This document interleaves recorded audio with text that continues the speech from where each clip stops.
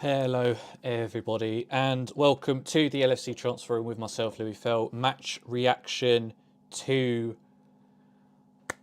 Arsenal 3, Liverpool 2. Liverpool coming back from behind to equalise twice before eventually succumbing to a penalty in the final 10 minutes or so. A disappointing ending, of course, and plenty to discuss as well. I mean, if you were there for the watch along, first of all, thank you. If you're just joining, welcome. But if you were there for the watch along, I was angry, frustrated, downtrodden from that result. Perhaps even more downtrodden now. But I think I've had a 10, 15 minute. I was just planning to go live straight away, and I'm glad I didn't. I've had a chance to just chill for 10 minutes, just digest it a little bit. Group chats going berserk as well, and struggling with that a little bit. But yeah, a very, very interesting situation that we now find ourselves in. If you are just joining, please do like the video. Please subscribe if you haven't done so already. And please get your thoughts straight into the live chat as well. I want to know what you guys are thinking. Are you disappointed? Well, obviously, it goes without question. But how are you really feeling about this game? Is it something... should we be more concerned than maybe we are? Are you potentially thinking about the manager and changes in that department? Because I've seen a few shouts around the place for that. I'd like to know your opinions before I kind of divulge into mine. But also just on the game itself, how that went, player performances, tactics. What do we do? Where do we go from now? St. Paul says, how can people blame Klopp for that game? Well, in isolation, I guess you're right, and I appreciate that. But considering the way the rest of our season has gone, I think there's at least a conversation to be had there. So, let me know what you think about that. Kloppish says we were poor. Yeah, absolutely we were. We were dreadful. So let's hop straight into it, and I'll let a few more people join. And I do encourage interactivity. Get your thoughts in. Player ratings, we'll do that as well. Sheriff says feeling robbed. Now I think that's interesting.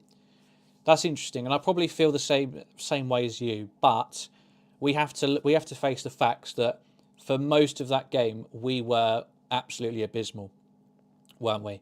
That's the best I've seen us play all season. That is a joke, right? Or you're an Arsenal fan, and that's you saying that's the best you've played all season. There's no way. We were dreadful in that game. Like, I cannot stress enough how bad we were. When we equalised for 2-2, I was more than celebrating. I was just laughing. I was laughing at Arsenal because how could we be so bad and you be so good, and yet we still find ourselves level in this game and able to actually get something out of it? I still think the overall result really shines somewhat poorly on Arsenal. If you just look at it from the Sky Sports perspective of, oh, they've beaten Liverpool, nothing else, yeah, massive, fantastic, then maybe so. But look at it from what actually happened in that game, which was that we were dreadful from minute one, and we had maybe 5-10 minutes of the entire game where we looked half decent. Apart from the 2 goals, we had no real goal threat going forward whatsoever. Never looked like travelling Ramsdale. Ramsdale had sod all to do, and a combination of luck and Alisson kept us in that game. That's the only reason it finished 3-2 rather than 5-1. Daddy Peg says it's a joke now, mate. Players need to be dropped and FSG need to go. Klopp's tactics need looking at. If Klopp was sacked, I wouldn't be upset right now. Then again, what can Klopp do with no backing? And Luca de Gabriel, thank you for joining, says first losing to United and now losing to Arsenal, and the fact that they drew to Brighton, Fulham and Crystal Palace and Everton, making the situation even worse. Questions need to be asked about LFC, and those questions are certainly being asked. We'll do our best to answer them in this post-match review. That's the best I've seen us play. No, it's not a joke. We defend poorly, but our shape was okay. I don't understand. We were cut through. We were cut through like butter. In the first half especially, every time we lost the ball, it felt like Arsenal, just 1 or 2 passes, and our midfield was bypassed. And Trent was obviously poor and rightfully substituted, whether that was because of the injury or because of the way he played, we don't know. Yeah, we were. I don't think there's many positives to take from that. I don't think there's many positives to take from that game at all. Blade67, hope you're doing well, says the TV clearly decided this game. It was so obvious TV needed Arsenal to win. Wow.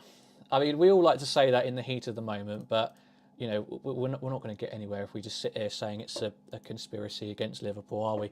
Manoj Ram says City are going to score 5 or 6 next week. We made Arsenal look better than they actually are. And Gary Richards said Jurgen Klopp needs to look at himself. These are problems from not refreshing the midfield in the summer. And that is what it all comes down to, isn't it? And we will talk about Jurgen Klopp and kind of the bigger picture in just a minute, but I'm keen to kind of dissect a little bit more about that game. I want to start off, and this is where I did need to just take a few minutes to just relax and take a breath and come back to it. But the refereeing performances, the refereeing decisions in that game were maybe I wouldn't use the word shocking. I'd say surprised, inconsistent, needing explanation. I think there's the handball in the first half that should have been a Liverpool penalty. They've tried to explain it away in that Gabriel was too close for it to matter. But I think when your arm's up here, in a situation where it never needed to be that high, I just can't see in any other way how that wouldn't be a penalty. If the referee gives it, VAR don't backtrack and say, no, Gabriel was too close. They 100% give it. And that's where, and we see that later on in the game with the Gabriel penalty. I think if the ref waves it away, I think the VAR, I don't think VAR pulls it back and says, oh no, he was lightly tapped on the back of his calf and then proceeded to dive on the floor like he'd been shot. No, that's a penalty, ref. The VAR 100% just agrees with the referee and says, oh yeah, there's not enough to overturn it. So it's incredibly frustrating, and it's like, well, why have a referee? Why have a referee if that is going to influence the decision of VAR? If the referee gives a decision, VAR are more likely to stick with it. If the referee doesn't give a decision, VAR are unlikely to overturn it, regardless of what the offence actually is. Unless it's absolutely stone wall, beyond any shadow of a doubt to anybody, VAR will not interfere. That's all good at saying it in practice, but when the referee is inconsistent and gives one and doesn't give the other, then what is the point of VAR? What's the point of having that referee there when he essentially makes up VAR's mind on an inconsistent basis? Blade67 says the media need a title race, guys. I'm telling you, the only explanation I can give why refs didn't give us a pen and they got the softest penalty. Look, there's nothing to gain from talking about that, is there? That we don't gain anything. So, you know, whatever. Yeah, Salah must be benched now. He's been average ever since Mane traumatised him in AFCON. Salah was utter shite. I think this is where attention needs to be pointed at the management, at the coaching staff. I think more than anything, Salah's just being shut out of games. And yes, that's down to opposition players and opposition's coaching setups, kind of marking him out, working out ways to blunt his impact. But the way that we've used him and having him in this 4-4-2, having him sticking right out wide, it doesn't seem to suit him in any way, shape or form or bring out the best of him. Yes, he was bad at the back end of last season as well, but this isn't, the tactics aren't helping. Maybe it's time to think about if we persist with this 4-2-4, which I don't know if we should do or not. I think I'll get on to that in a second. But if we do persist with this 4-2-4, 4-4-2, I think you've got to start thinking about putting Salah in the middle, because he is closed out of games and he is completely blunted out on that right side, not being able to cut in because he's got so many players in his way, being constantly marked out of the game by fullbacks and centre halves. He needs to be given a bit more of a licence, I think, potentially. But let's talk about this. Let's talk about this formation. I said it during the watch along, and I said it pretty much as soon as we were 1-0 down. Almost got proved wrong with the final score, but I think the performance kind of spoke for it. I concede that when we switched to 4-3-3, it also didn't look great. But at least we had that extra man in the midfield. And I think after that, Arsenal didn't look particularly like getting forward too regularly. It was just in the box. We just weren't able to clear it for some reason. And then, you know, that penalty decision was made, which I still maintain should never be a penalty. A lot of people coming out of that Rangers game were very excited, just because they wanted to see. I get it. We've been so bad. You just want to see some sort of change. Anything. You'll take anything to see some sort of change, whether that's playing staff, whether that's a new signing, whether it's a formation change. The way that we'd opened up this season had been downright atrocious. So we get to this Rangers game. Finally, the decision's made. Okay, we're going to try out this new formation, 4-4-2, get 4 attacking players on the pitch at once. We'll try and overload them in wide areas and in the box. And against Rangers, who, I think a lot of people would agree probably struggle in the Championship or on an okay Championship side. It worked okay against them. Núñez could have had a hatful. He looked a lot more fluid. I'd say Salah probably looked a little bit better. And to take that at face value, yeah, great. Got a performance out of the team at least, and got 3 points in a tough Champions League group where we've already lost a game against Napoli. But to come out of that so confident that this 4-4-2 was going to be our new go-to thing, or to assume that it was going to rapidly transform our season, I think was very naive. And I don't want to be the person who sits here and says, "Oh well, I knew it the whole time, man. I knew. I got bull knowledge, and I knew this wasn't going to work." I had my doubts. I'll say it like that. I had my doubts about taking a 4-2-4, 2 central midfielders into games against an inform Arsenal and Man Bloody City. I had my doubts. Happy to have been proved wrong. More than happy. Would have taken my hat off. I would have been saying the same thing, but positively. I would have said, I didn't think this formation would work, but it has. Fantastic. However, the fate has spun in my favour, and now I get to sit here and say that actually I had doubts about this. All right, this isn't a show off. I'm not trying to claim that you get what I'm saying. I'm not trying to claim that I'm some sort of tactical genius. I don't know shit. If you watch this channel for a long time, I very rarely have strong opinions because I doubt myself. I doubt myself continuously. So I had doubts about this formation. It's been proved. In this case, it's been proved right. I think long gone are the days where you can have 2 central midfielders and expect to dominate games and to win games. We had the share of the possession, but as soon as we lost possession, which happened quite frequently, Jordan Henderson, he did well against Rangers. Constantly putting those pinged balls over the top against the Rangers back 4, feeding Núñez, but trying to do it against a competent back 4, against a competent side like Arsenal, who are leading the Premier League. They were consistently shite balls, and they were constantly being cut out and just overturning possession when there were much simpler options available. So I wasn't particularly impressed with Henderson in this game, I must say. So having that constantly happen, but having just him and Thiago in the middle, it's not like we had inverted fullbacks. Like Trent was playing as a right back, Tsimikas was playing as a left back and bombing on. So it was just those two. Jota, it's not a 4-2-3-1 before anybody says that. Jota is not a number 10. He was not operating as a number 10. He was not fulfilling the duties of a number 10. He was a shadow striker or right next to Núñez. That was his role. That was his role against Rangers as well. To have just Thiago and Henderson against Arsenal, it went about as well as I probably could have expected it to go. Every time we lost possession, it was so easy for them to cut through us. 1 pass, 2 passes maximum. They're all the way from their back 4 to Martinelli or Saka on either side. There was literally an occasion where we lost possession, 1 pass, and it literally went in between. It went in between Thiago and Henderson. And that was it. They were off and away, and our midfielders out of the game. It was down to the back 4 to eventually tidy it up. We can't use it again. We can't use it again. Maybe we can against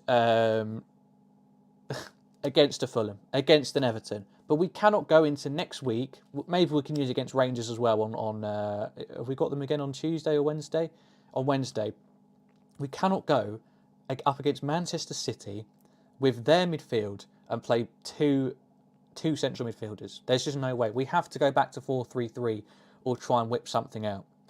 Anissa says people got too excited by Henderson's performance versus Rangers. Let's be honest, Rangers are poor. I did say against better opposition it won't work. And yeah, I mean, I think everyone probably had that sneaking suspicion, and it was hope more than anything that kind of made us think maybe he's turned a new leaf somehow. But yeah, no, I agree. As I said, several occasions he was still looking to play that easy dinked ball over the top. And against Arsenal, they were just always one step ahead and always ready to intercept it. Thank you to everybody who is joining and getting involved, and those who are just watching. Please do like the video, it really does help us out, and please do subscribe to the channel as well if you are new. We're very close to 6,400, as you can see by the top left. And if you have any thoughts on this game whatsoever, please do get involved in the live chat. I want this to be interactive. I'll go off on tangents, don't get me wrong, but I do want to get people's perspective on this because there's a lot to talk about. We've talked about the tactics a little bit. We've talked about some of the player performances. I do also want to talk about sort of the long-term impacts of this and the start of the season, and the atmosphere around the club, around the supporters.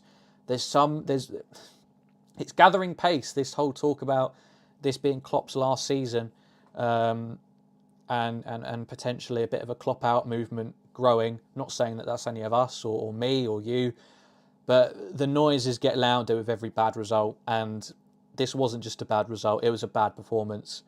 Thank you very much for the subscription, Cairo, much appreciated. I hope you enjoy your stay.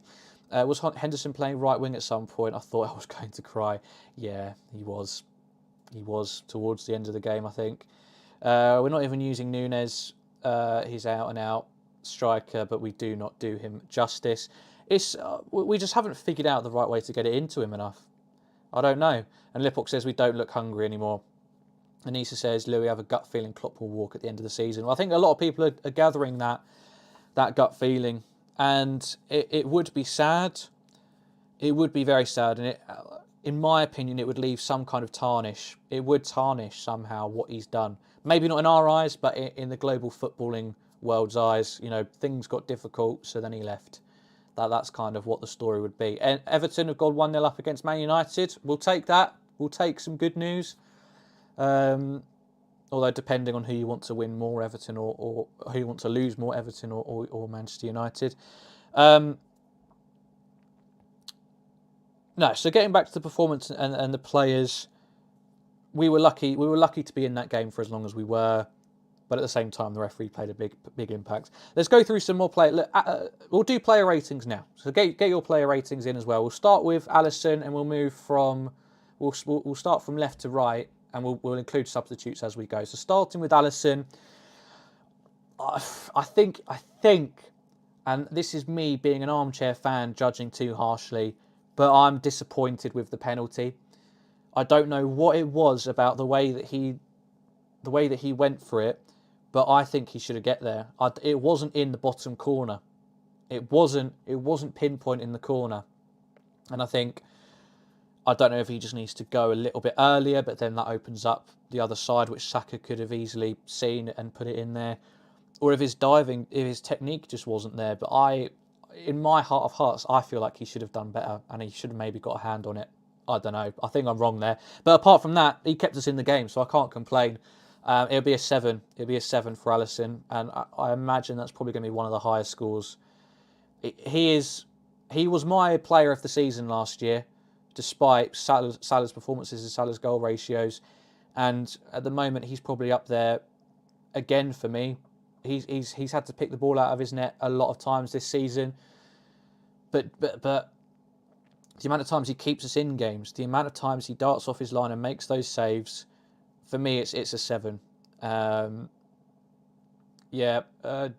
of the average is working out. Daddy Pig goes for an 8, Lipok a 6, and Issa a 7. Probably going to be our player of the season. He was mine last year. Moving over to Tsimikas, I don't have too much of an opinion on Tsimikas, to be honest with you. His deliveries, none of our deliveries were that great. Obviously, he was involved in that knockout on Gabriel Jesus, which I haven't even talked about yet. I don't know if it's worth talking about because it just makes me angry, that whole thing. He either bullshitted or the medical staff have seriously let him down. I'd probably give Tsimikas a 6. I don't think out of everybody else he was terrible. But just quite an anonymous day for him, despite him having a lot of the ball, if that makes sense. Matip, I'll give a 6 as well. I think he probably looked a bit better than Van Dijk in that game. I think Van Dijk probably a bit more questions asked about him. Van Dijk, I'd give a 5.5. Not a good game. Not too good of a game from him. Trent, this is where it gets a bit sad. Trent, I'd have to give a 3. I think his body position on the first goal is horrific, and this is coming from somebody who is a massive Trent supporter. And if any opposition fans come for Trent, I will back him to the hilt. Like I will delude myself beyond recognition. But between us and in my heart of hearts, today was a bad day in the career of Trent Alexander-Arnold, and he's had a few of those this season as well. First goal, the positioning was abysmal. His body shape, he's got somebody behind him, literally one pass straight inside him, and he's facing Arsenal's goal. He should be, maybe he still doesn't get to it, but he should at least be facing his goal, side on, ready to run and cover. Didn't do so. Very easy for Martinelli to get beyond him, and just one pass, way too easy. And then the second goal, I don't know what convinced him that he needed to go out.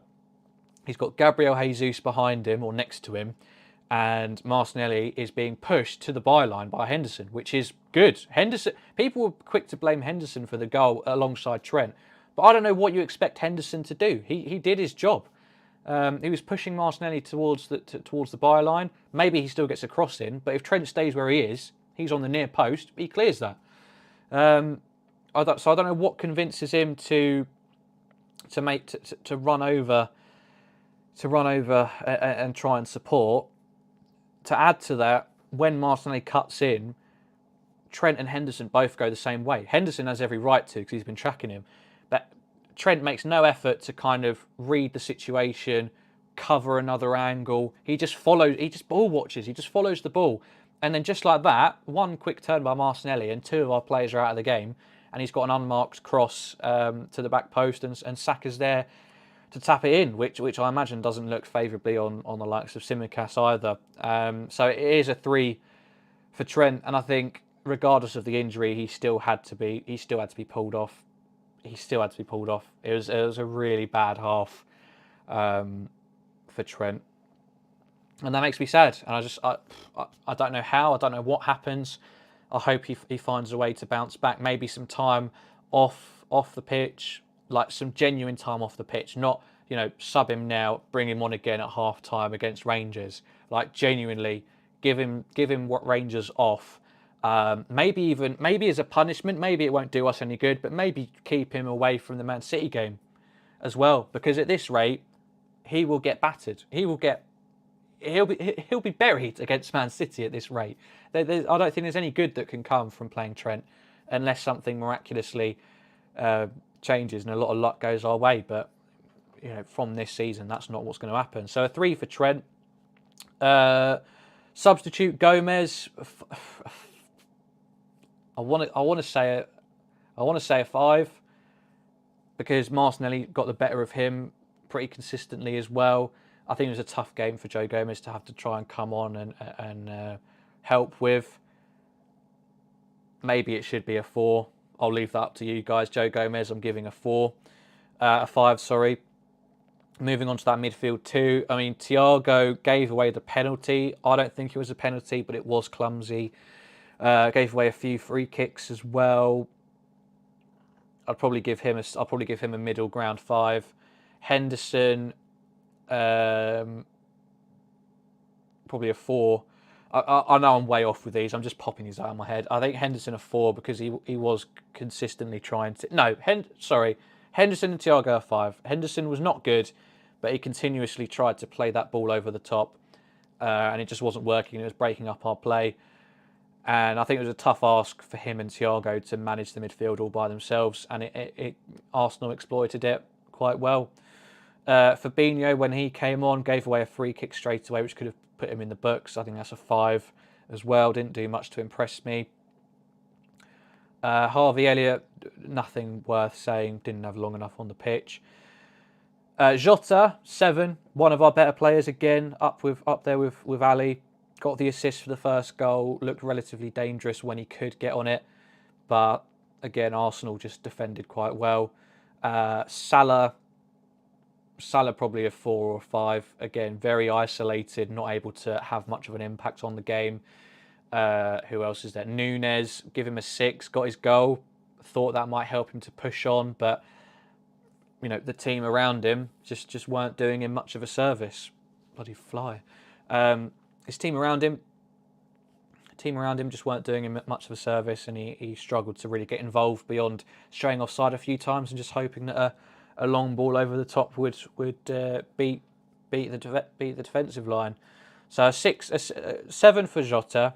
I think he's one of our best, and a 6 for Núñez, and then probably a 7 for Diaz as well. He was up there, and it was just very unfortunate that he had to come off. Even in his short time on the pitch, he was our most likely. Maybe things would be different if he managed to stay on, because he probably was one of our brightest sparks going forward. So I forgot about that, and that's just going to depress me even more. Fingers crossed it's not a serious injury for bloody Luis Diaz, because if it is, then we're in a whole new level of heaps of trouble. A consistently bright spark, even in games where we've disappointed overall. Liverpool won't stop that mutant Haaland, says Gary Richards. It's a scary prospect, this game coming up against Man City. We've got Rangers first. I don't know, a chance to try something else new, a chance to get maybe some confidence back into the players. But I don't think it is a confidence thing, because if it was confidence, 9-0 against Bournemouth would have sorted us right out. That win against Rangers would have sorted us out. I think it is just genuinely a combination of being knackered beyond belief and not having the backup and new personnel that we needed, which is not a secret. And I think maybe if you sat down with Klopp now, he would 100%, well, 80%, I think he would say, yeah, we probably needed to get in 1 or 2 other players in the summer. These are mostly players who've been with us for several years now. Even more of them were with us last year. A brilliant season in terms of memories. A horrific one in terms of fatigue and non-stop football. And I think we're seeing the result of it. Players like Henderson, especially, have been with us for so long. Players like Trent Alexander-Arnold, even Van Dijk, Robertson, a big sufferer of this. I was going to say Naby Keita, but doesn't. But Mo Salah, like those sort of big 5, big 6 players who've been with us for a few years now and have just been non-stop, like every competition, especially last year, pushing everything, going beyond all sorts of pain barriers and fatigue barriers because of that prospect of potentially lifting another trophy. And we haven't given them the support that they needed. We haven't given them. We haven't been able to provide them with the rest that they would have needed either to recover from that. And that's look, not scapegoating. It's partly to do with football in general, FIFA, the FA, the Premier League. This World Cup coming up has had a disastrous effect on us, and I'm sure many other players as well, up and down the leagues. And the break's short enough as it is anyway. We find ourselves at the beginning of October, and our prospects for the season increasingly slim. Good news is we're still in 3 cup competitions. Who knows? Who knows what could happen this year? But the Premier League is looking scary, and each upcoming fixture is a source of newfound dread, for me at least anyway. Let's get back into the comments. Thank you people who are still just joining and getting involved. Please do like the video. Please subscribe to the channel as well. We've just gone through our player ratings. Sorry if you've missed that, but please let me know yours as well. Or feel free to rewind a little bit and catch up with that. Arsenal for Life says, I'm buzzing, waited a long time for this. Well, I'm sure you are, and congratulations, I guess. But for me, I think, in my cynical we've just lost nature. I'd say you should be a little bit embarrassed, because I think we were genuinely so dreadful, and for you to concede 2 goals, I think is pretty bad. But 3 points is all that matters. You're top of the league, so celebrate that. Gary Richards says, Louis, it's not the formation. The game is proof of that. Yes, but my point, if you're talking about what I've been saying, my point is that everybody was hyped about this new formation because of the Rangers game. My point was that I don't think you can play 2 midfielders in the Premier League anymore, especially not against top half opposition. And that's certainly been proven. At least once we switched back to the 3 and had Fabinho there, at least it wasn't quite as open and end-to-end. I know that they obviously got the penalty after that, but it was a little less. It was a little bit less end-to-end at the very least. Jay Smith says, let down by our owners, all top 6 teams given money and players we signed 1. Kris McAvoy says, I'm banged on about this for ages. We have too many players moving out of peak years at the same time. Well, our midfield at almost all points of that game was over 30. And our back 4, apart from our 2 centre halves, are both 30 or very close to 30. Bozak says, nothing to do with the owners. Look, this is where debates often get, football debates often get lost on me, is when, and this is not a call out to you, Bozak, completely respect that this is your opinion, and to some extent I agree with your next comment that the team is disjointed of a lot of players who have lost form after the 63-game season last year. But that in itself, that leads into the owners perhaps needing to be a bit more forthcoming with some cash to help us to replenish the squad. There's players we could have shipped out, like Oxlade-Chamberlain, we could have got rid of him. Naby Keita, we could have taken a plight and got rid of him, and that would have been proved correct because he's now injured. Arthur Melo was a terrible signing. None of those individual decisions were down to FSG, and that's where Klopp and the coaching staff needs to be looked at. I agree 100%. But in terms of we needed to refresh this squad, the only people who can open the purse strings for that are FSG. Even Klopp himself has said you can't have 10 top players on the bench, etc., as you can't keep them happy. Yes, but that's where I think Klopp's wrong, because not in that literal sense, what he says there is probably right. But we needed to get rid of some of those people on the bench. And we got rid of some of the right ones. We got rid of Origi and Minamino, although I'd argue we could probably do with them now at this point in the season. But why did we keep Oxlade-Chamberlain? I like him, but realistically, why did we keep Naby Keita? Why did we extend James Milner's contract? Why is Henderson playing as often as he is? Because we didn't do the summer very well.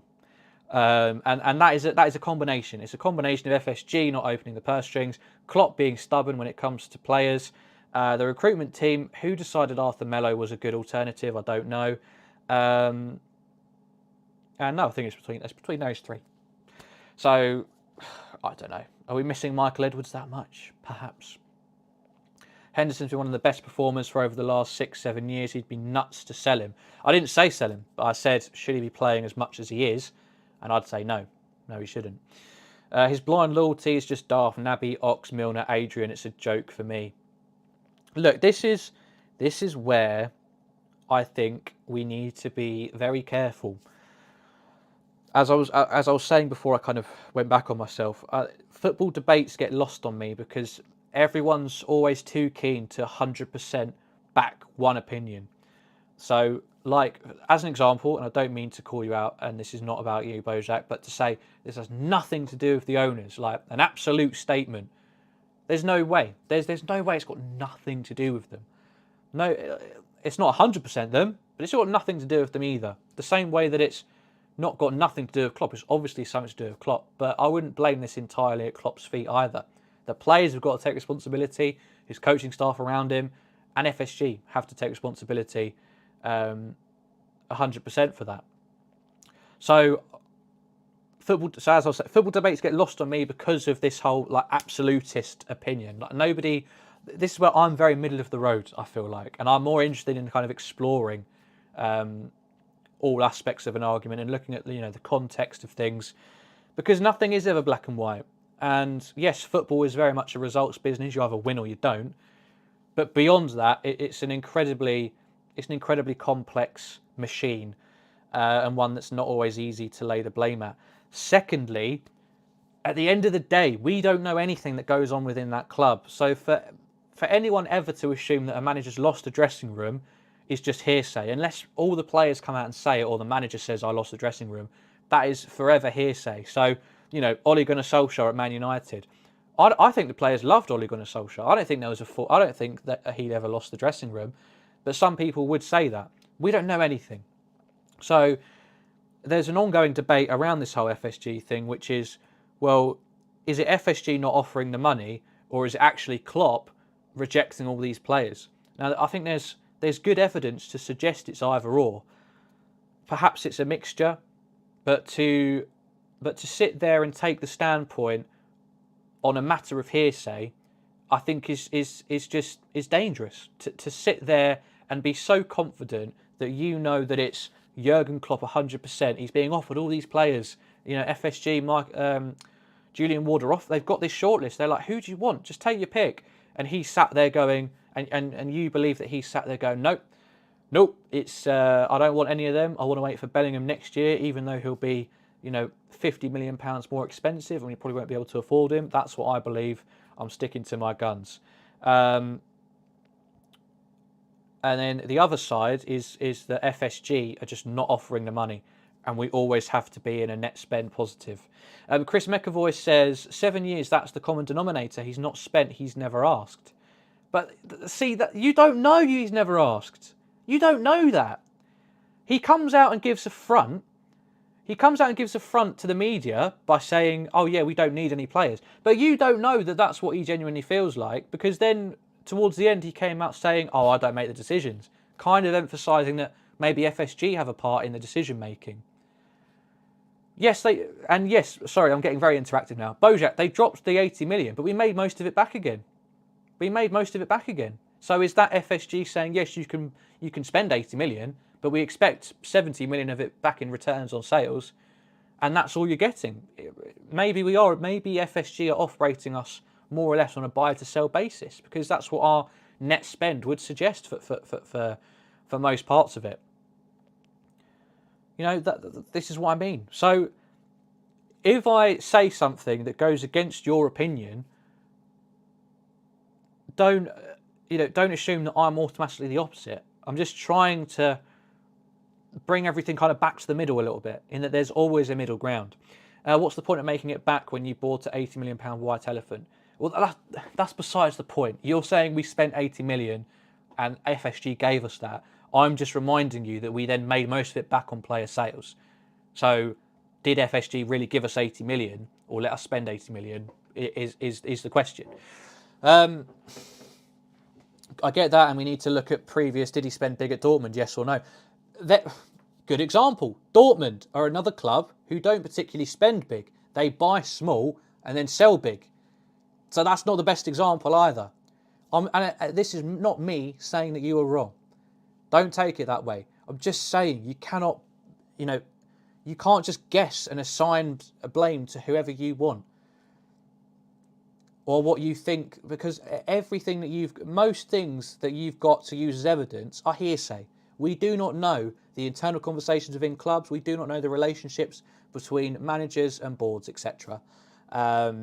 It's all just guesswork, unfortunately. But that is the circumstance that we find ourselves in. Gone on a long tangent there, but I did enjoy it. I do enjoy that kind of thing. FSG are always the scapegoat, and they have spent big before. Have they though? What's our net spend? If we're making it back, they're not really spending it. It's not hearsay, it's fact. FSG sanctioned £80 million for Nunes. Yes, and then we make it back, Bojack. You're not hearing me. We then make it back. So therefore, they're not really sanctioning 80 million. It's like they're almost loaning it to us. Is it their money, or is it the club's money that we've generated? These are all these different factors which you're not taking into consideration. Exactly. So Origi and Minamino were going, so we knew we had some money to spare. There we go. Like, you're answering your own questions. But let's drop that. Let's drop that for now. We'll agree to disagree or to agree, whatever it comes down to. Let's get back to this scoreline, and we will wrap things up now, I think, as well. Look, we've lost 3-2 to Arsenal. We find ourselves at a very delicate crossroads where one or two results could have some serious questions being asked. Being asked of our manager, and that's the situation we find ourselves in. Did any of us suspect that this is what would happen coming into this season when he signs that new deal? I think we'd be hard pressed to find somebody who did genuinely think that.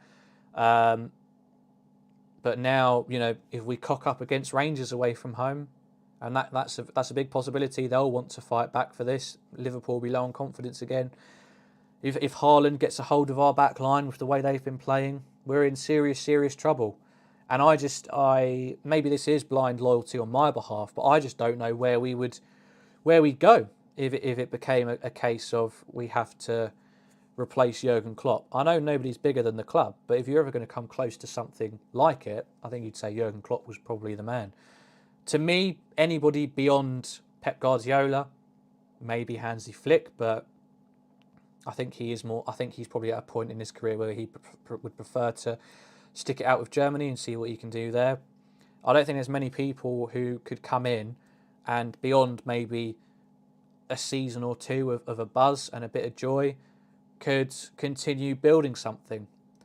This is what we have to ask ourselves at this point. If we were to end up in a worse position than we are now, and we were to decide to take the plunge and get rid of Klopp, or he walks at the end of the season, where do we go? Where would we go from there? Because yes, you get a new manager, but who do we get who embodies what Klopp had planned? Well, who embodies what this recruitment has been all about with the likes of Elliott, Carvalho, Diaz, Nunes? Who comes in who has that exact same vision? Or do we just end up going down a different path? And then when they're not successful, which is what history in the Premier League suggests, most managers won't be as successful. If this new guy comes in, gets sacked after a season or two, then who comes in? Then who are we recruiting? Then where was this idea that we were heading towards? Where was this new phase we were going towards? Where is that coming? Me personally, I'd be more than happy to accept this as a transition season. I don't mean accept as in let everyone off the hook. I'd still be furious with the way that it's been handled in the summer and the performances and the setups. But if we can then get to the summer, then sort some stuff out, players can have a bit more of a break because there's not a World Cup, and we just rule this out as a transition season, then I'll take it, and I'll take whatever that means for the rest of these next few months. If that means getting knocked out of more competitions, if that means getting buggered silly in the Premier League for the rest of the year, then fine. I think Klopp has earned a bad season. I really do believe that, and I don't think it's worth throwing away what we could have under him in another year or two for just getting a shiny new manager in. I don't know, but we'll leave it there. This has been the post-match reaction and player ratings for the Arsenal-Liverpool game. Arsenal winning by 3-2. Another disappointing day for Liverpool. Thank you very much for watching. If you haven't done so already, please do like the video. It really does help us out a lot. And if you are new to the channel, please subscribe as well. We're very close to 6,400. We go live every night at 7:30 as well, and that'll start with tomorrow. We'll be live tomorrow from 7:30. Please do continue to come back and get involved in the live chat. We love interaction over here. We'll be back as well for another watch-along of the Rangers game on Wednesday and Man City next week. Fingers crossed we don't get slapped up too badly. But thank you again, everybody, for getting involved. It's been a good conversation, a good therapy session, and we'll see you in the next stream. Take care.